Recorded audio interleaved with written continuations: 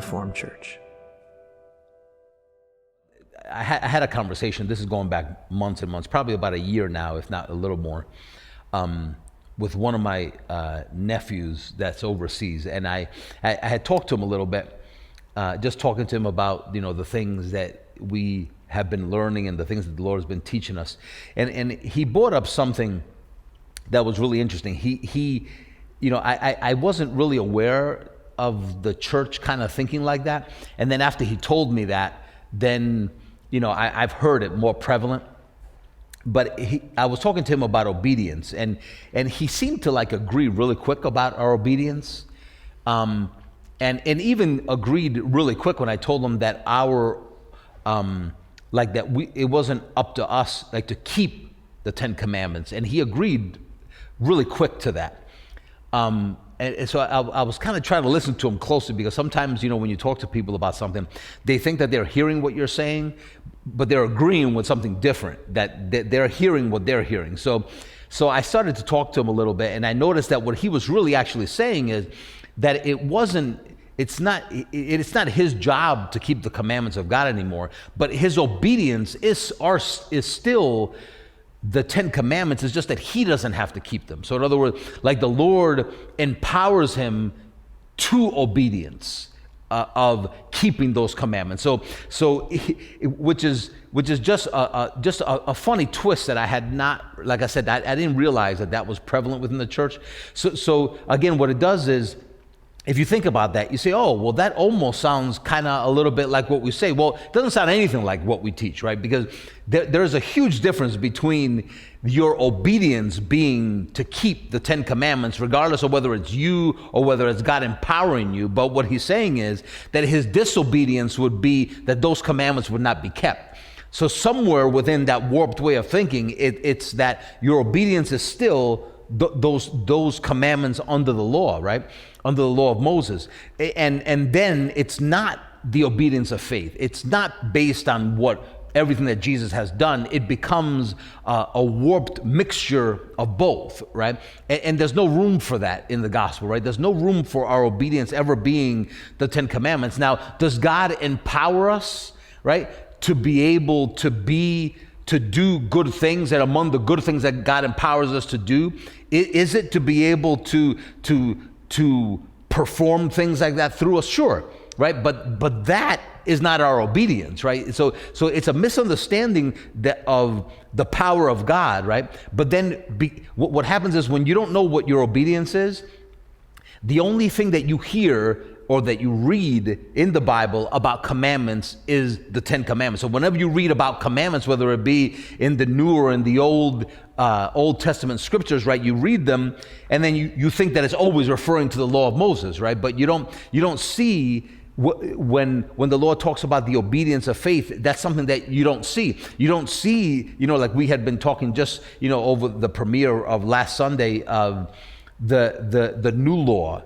And in this new covenant that we have, right? How because there is a new priest, there is a change of law, right? They don't see the change of law. They still think that, no, it's the same law. It's just that we're empowered to it now, right? And the biggest thing, as always, is what is so bad about that thinking? Well, doesn't it still teach that God empowers us? Doesn't it still teach us that, we're able to do good things? It's that when that is your obedience, right? Your obedience is obviously only to God, and that obedience brings with it a blessing of God, right? Obedience will always bring a blessing of the Lord, right? If we could have kept the law of Moses perfectly, that would bring a blessing of God, right? But because we couldn't, obviously, we always ended up cursed, not blessed, right? But the connotation that our obedience is still that, right?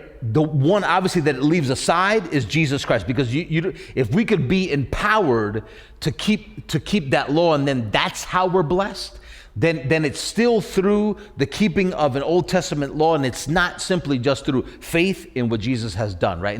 And that's where always the line needs to be drawn, right? That it may sound confusing, like when you're talking to someone and they kind of confuse you in what they're saying, and you wonder, how do I answer that? But the way to think is always the same, right? is it based on what Jesus Christ has done and only what he's done? And if it's not, then you know something's wrong with that, right? And that's when you yourself start getting confused, like how do you respond to that? Well, just keep your mind on, is it based on just simply what he's done? And if it's not, then that is always your response, right? Because the correction to that is, well, if everything that we have today and everything that I am blessed with is because of what he's done, then why would my obedience be an Old Testament law? Why would my obedience be the law of Moses if the blessing in my life comes right through what Jesus Christ has done? So that would obviously only be our obedience, right? And funny, just in talking about that, let me read you something so you can see that even translations now, they hurt, right, Christians in their thinking. I'm going to read to you Philippians 2:13 from two translations. I'll read it in the New Living Translation, and then I'll read it in the King James, and you'll see the difference. It may sound slight, but it's huge, the difference, right? In Philippians 2:13, this is the New Living. It says, "For God is working in you, giving you the desire and the power to do what pleases him," right? Listen to that, right? That it's God working in us. That's true, right? It is God that's working in us, right? It says giving you the desire and the power. Okay, so there's the empowering us, right? And does God empower us? Sure he does. Does God give us desires in our heart? Sure he does, right? So all that is good. All that's good so far. But it says to do the power to do what pleases him. So in other words, it gives this, and you could say, well, you can kind of read that two different ways, but even that's problematic, right? But the problem here is that he gives us a desire and the power to do what pleases him. So in other words, that in order for you to be pleasing to God, it's not faith, right? It's not faith the way we're taught, right, in Scripture, that it is impossible to please God without faith. Here it's saying that in order for you to please God, in order for you to be in the center of his will, in order for you to be all these things, right, you have to have God working in you. So in other words, that verse, that translation of that verse just even further substantiates the thinking of the church, right? That in order for me to be obedient, in order for me to do what pleases God, I have to let God work through me in order for me to be pleasing to him. Again, it brings the onus off of what Jesus Christ has done and just simply my faith in what he's done, right? Which should be our basis for everything that we have, everything that we don't have today, right? Everything that we enjoy today is because of what he's done. So it takes it off of that and it puts it again on what? If I let God work through me and allow him to work out supposedly this obedience, then I'm doing what pleases him. But then if I don't, then I'm not pleasing God, right? You can take the negative of that and say, okay, so if you don't allow, right, which Christians do not walk in the power of God perfectly. So that means that if you don't walk in the power of God perfectly, the translation of this verse says that then you're not pleasing him. Right? If you're not walking perfectly, then you're not pleasing to God.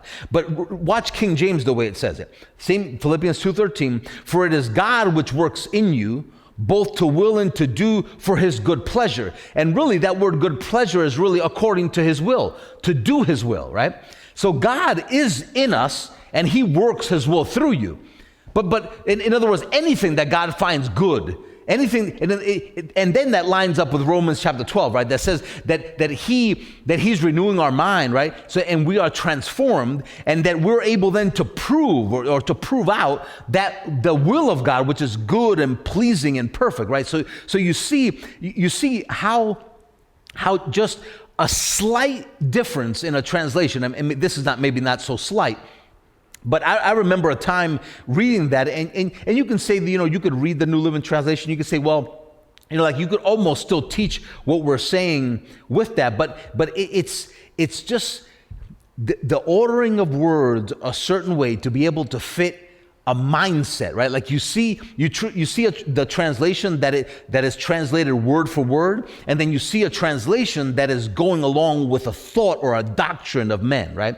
That's probably that is really the most damaging thing of other translations. The King James Version is not the easiest version to read, but honestly, it is worth you reading a translation like that, that's word for word, or even the King James is fine, but reading a translation like the King James Version or the New King James, that's a word for word translation, and just allowing the Lord to be able to teach you and praying about that to the Lord and asking Him to illuminate your eyes so you'd be able to see, right, the things that are written there, instead of allowing a different translation just for the sake of simplicity, right? That's probably one of the most attractive things of the New Living Translation. At least it was to me.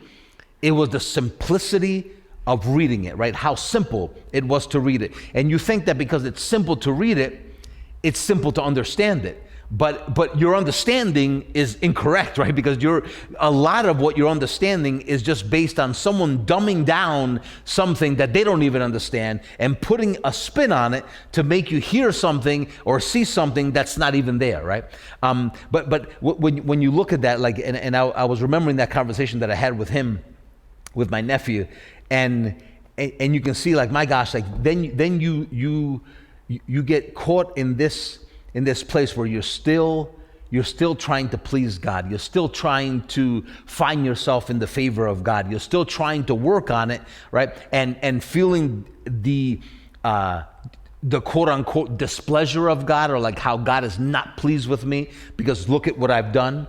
But the cool thing is to know what it actually means to be pleasing to Him, to know the favor of God that we already possess, to know the righteousness that is already ours, right?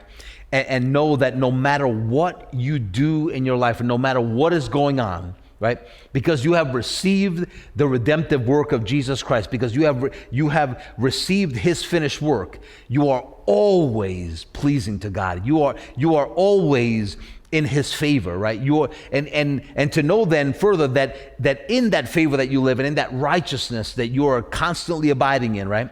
That you have God on the inside of you who is able then to work in you and to empower you towards every good thing, towards everything useful, towards everything that is profitable for you, right? Whether it be work or regardless of what it is, to know, you know what, I have the power of God, and the power of God in me empowers me towards all things, right? We hope you enjoyed this message from Reformed Church. If you have, please share this with someone else and help us get this unpopular message to the world. If you'd like to support Reformed Church, you can do so at reforminus.com/give. Also on our website, you can take advantage of our free messages, articles, and even full discipleship courses. Start reforming your mind now at reforminus.com.